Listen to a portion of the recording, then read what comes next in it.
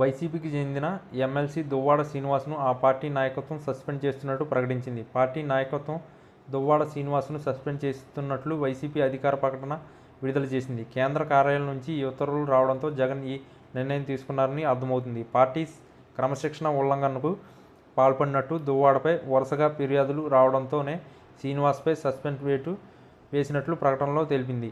అయితే ఇది ఒక నాటకంగా ప్రత్యర్థి పార్టీలు చెబుతున్నాయి. ఎప్పుడో తీసుకోవాల్సిన నిర్ణయం ఇప్పుడు తీసుకోవడమేమిటని ప్రశ్నిస్తున్నారు. పార్టీ నుంచి సస్పెండ్ చేయడమే కాకుండా ఎమ్మెల్సీ పదవి నుంచి కూడా దువ్వాడను తప్పిస్తేనే జనం నమ్ముతారంటున్నారు. గతంలోనూ ఎమ్మెల్సీ అనంతబాబు విషయంలోనూ ఇదే జరిగిందని విషయాన్ని కొందరు గుర్తు చేస్తున్నారు. తూర్పుగోదావరి జిల్లాలో డ్రైవర్ సుబ్రహ్మణ్య హత్య ఘటనలో నాడు అనంతబాబు జైలుకు వెళ్లారు. నిందితుడిగా చేర్చిన పోలీసులు ఆయనపై కేసు నమోదు చేశారు. ఆ దళిత వ్యక్తిని చంపడమే కాకుండా తన కారులోనే పార్సిల్ చేసి ఇంటికి తీసుకుని వచ్చి కుటుంబ సభ్యులకు అప్పగించిన వైనం అప్పట్లోనే సంచలనం కలిగించింది. అయితే అనంతబాబుపై పార్టీ పరంగా చర్యలు తీసుకున్న వైసీపీ అధినాయకత్వం ఎమ్మెల్సీ పదవి నుంచి మాత్రమే వేటు వేయలేకపోయింది. అధికారంలో ఉన్నప్పుడు కూడా ఆ పని చేయకపోవడంతో ఈ ఘటన పార్టీ ఓటమికి ఒక కారణం మారిందని చెప్పాలి. ఇక దువ్వాడ శ్రీనివాస్ వ్యవహారంలో కొత్తగా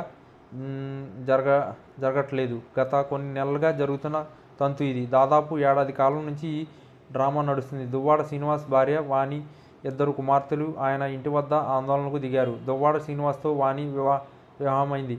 వారికి ఇద్దరు కుమార్తెలు ఉన్నారు. అయితే గత కొంతకాలం నుంచి ఇద్దరు విడిపోయి ఉంటున్నారు. దువ్వాడ శ్రీనివాస్ గత వైసీపీ ప్రభుత్వంలో ఎమ్మెల్సీగా ఎన్నికయ్యారు. అంతకుముందు శ్రీకాకుళం పార్లమెంట్ సభ్యుడిగా పోటీ చేశారు. ఓటమి పాలు కావడంతో ఆయనకు వైఎస్ జగన్ ఎమ్మెల్సీ పదవి ఇచ్చారు. తర్వాత 2024 ఎన్నికల్లో టెక్కలి సీటుకు కూడా దువ్వాడ శ్రీనివాస్కే జగన్ కేటాయించారు.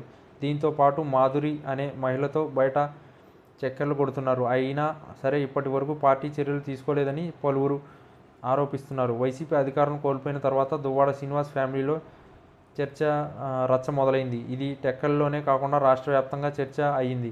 పార్టీకి కూడా తలనొప్పి మారింది. ఒక ఎమ్మెల్సీగా ఉండి భార్యకు విడాకులు ఇవ్వకుండా దువ్వాడ శ్రీనివాస్ మరో మహిళతో సౌజన్యం చేస్తున్నారని ఆయన భార్య వాణి ఆరోపిస్తున్నారు. ఆమె ట్రాప్లో పడి తమను పూర్తిగా వదిలేశారంటున్నారు. గత కొంతకాలంగా దువ్వాడ శ్రీనివాస్ మాధురి కలిసి టూర్లు చేస్తున్నారు. అయినా పార్టీ పట్టించుకోవడం లేదు. తిరుమలలోనూ ఫోటోషూట్ వివాదంగా మారింది.